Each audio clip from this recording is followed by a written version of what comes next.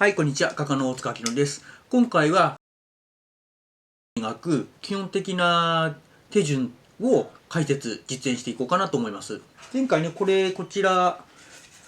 に規約にはめ込んだ憲本、これを使って描いていこうかなと思います。この憲本の他に、まず準備するのは下図ですね。もう僕、下図はもう書いてある状態で準備したんで、もうそこから、もう書いて、その下図が出来上がってる状態から、動画の方はちょっとスタートしようかなと思いますね。はい、これが僕が前もって書いておいた下図になります。ボタンの絵が書いてあります。ちょっとあんまり陰影つけてないんでね、分かりづらいですけど、ボタンの絵が書いてあります。で、F6 号の大きさなんですけど、こんな風にね、パネルに貼り込んだ方がいいですね。これは白文字同士に書いたんですけど、F6 号のパネルに貼り込んであります。マスキングテープで、貼り込んであります。パネルに貼り込んだ方がいい理由がありまして、これF6 号のパネルで、これ、規約がね、F6 号用の規約を購入したので、もうすっぽりと入るようになってますね。これパネルがないと、もう、ちょっと、ペタッと、要はテーブル側に絵が、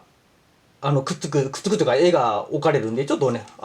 隙間が広くなって透けてる絵が見づらいということになってしまうんで、ちょっとパネルに貼り込んで、憲法に近づけるっていうのかな。そういった状態にしてあげると、よく見えて、絵が描きやすいかなと思います。ただね、このパネルが、高すぎると、ちょっとビタッと憲法側にくっついてしまって、で上から絵の具とかね、線とか描いた時に、その憲法越しに下図も汚れて、でその汚れたところがさらに憲法側の違うところも汚してしまうということがあるんで、若干ね、隙間があった方がいいかなと思います。ほんのちょこっとね、憲法側がちょこっとだけ高くなるように。で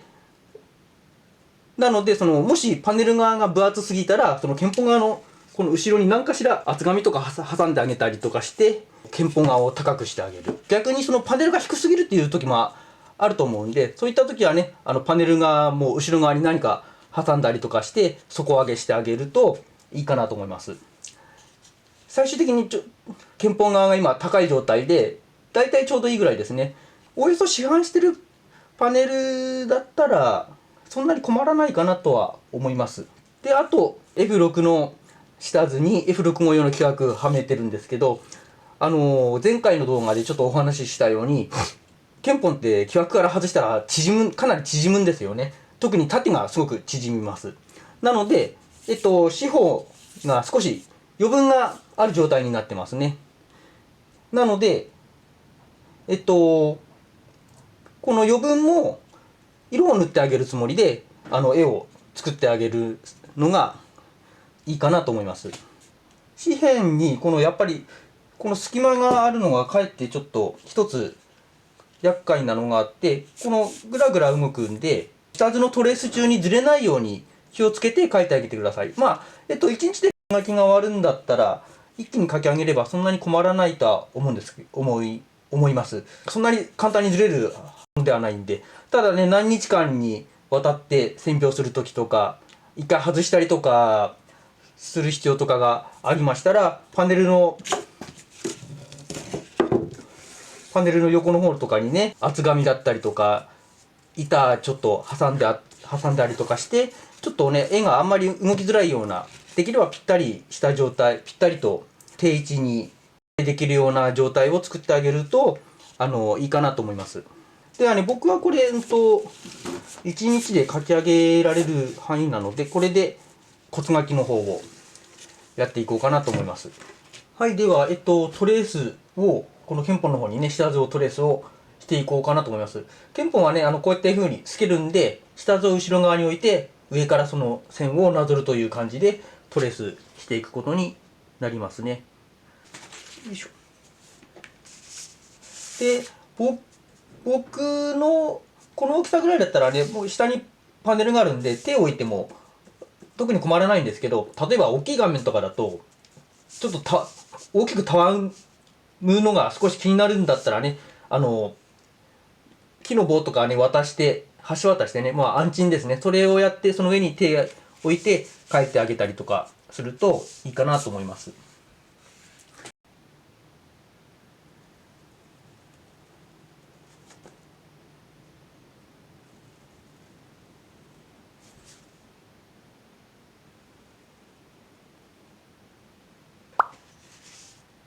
で、トレースするにあたって、パネルとのね、隙間が大きいと見えづらくて、ピタッてくっつくと見えやすい、下図が見えやすいってかあるんで、書いてて、どうしても、下図見えないなってなったら、やっぱりちょっと押して、パネル側に、要は下図側に鍵盤ちょっとピタッとくっつけて、確認して、まあ、書いてあげたりすると、いいかなと思います。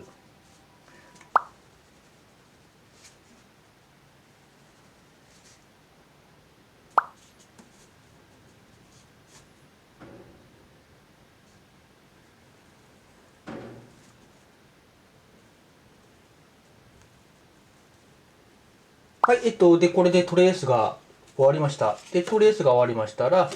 パネルをね、後ろから外して、まあ一応こんな感じで、なりますんで、で、あとはね、下図の方はね、隣に置いて、しながら書くことが多いかなと思います。よいしょ。で、次はいよいよ、彩色の方に入ろうかなと思います。あと、色塗りとかは、大体やることは、資本と同じなんですけど、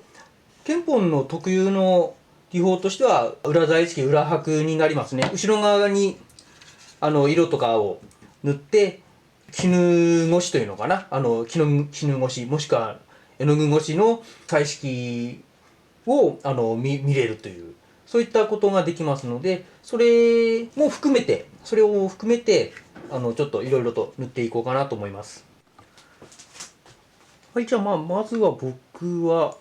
鼻の下地を白く塗ろうかな。もう僕、彩色に入っちゃうんですけど、トレースの段階で、墨でね、線書きする時の段階で、もう、陰影を薄墨とかでやってももちろん、いいです。そこら辺はね、もう、自分のやりやすい手段に従ってやっていいかなと思います。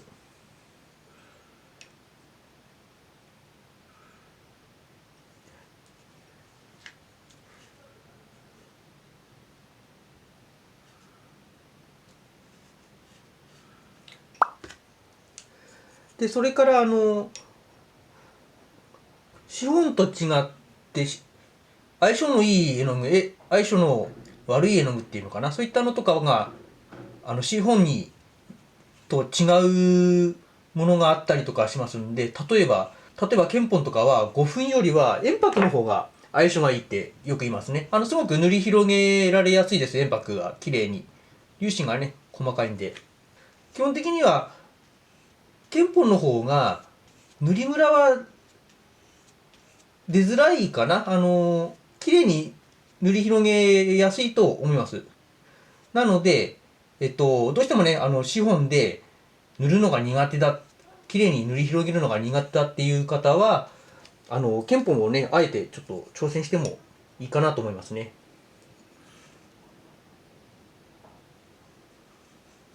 今ちょっと濡れてて見づらいですけど、とりあえずね、鼻の部分だけ今白く下地を置いて、次にね、裏彩色にやっ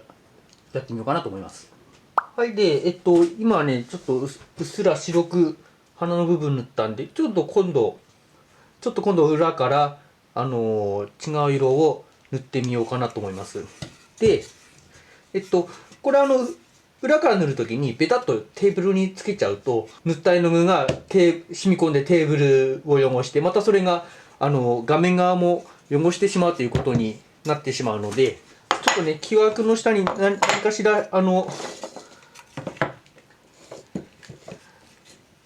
木枠の下にちょっと底を置いて、ちょっとね、テーブルとの間に隙間作ってあげると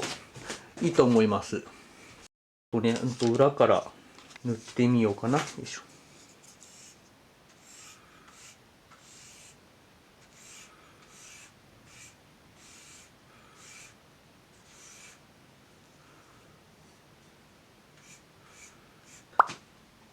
よいしょ。でね、またちょっとこれで乾かそうかなと思います。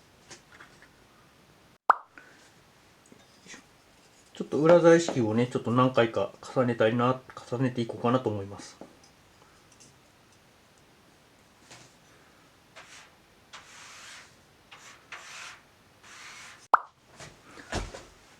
はい。ちょっと裏材式何回かやってみたんで、また表の作業にしようかなと思います。よいしょ。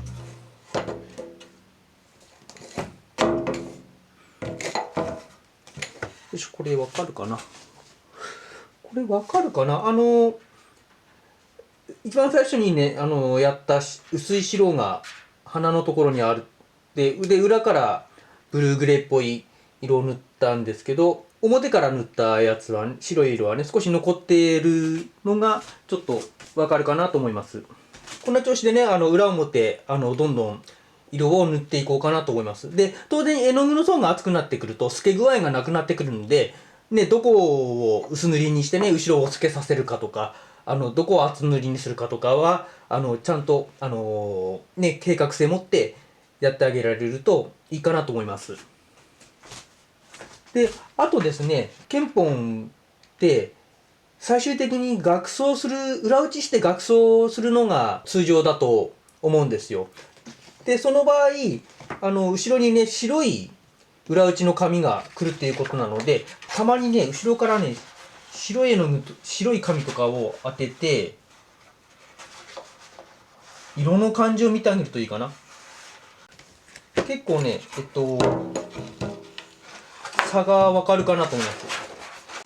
で、そのようにして、どんどん作画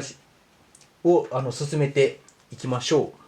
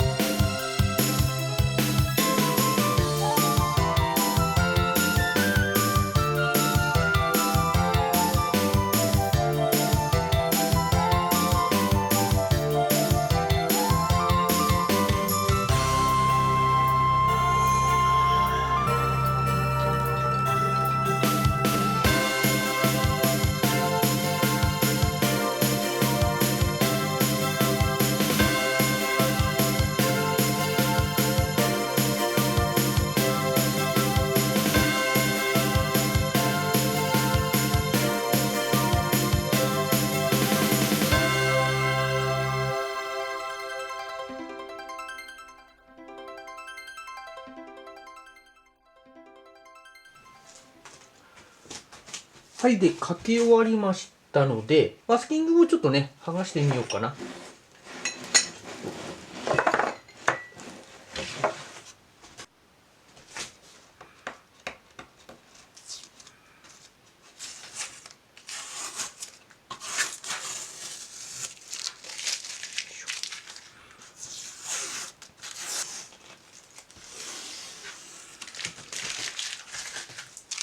はい、で、こんな感じになりました。最初言ったようにね、目的の画面よりはちょっとだけね、5ミリぐらいかな、一回り大きい台数なので、ちょこっと塗り残しとかがあっても、このぐらいだったらね、特に影響ないかなと思います。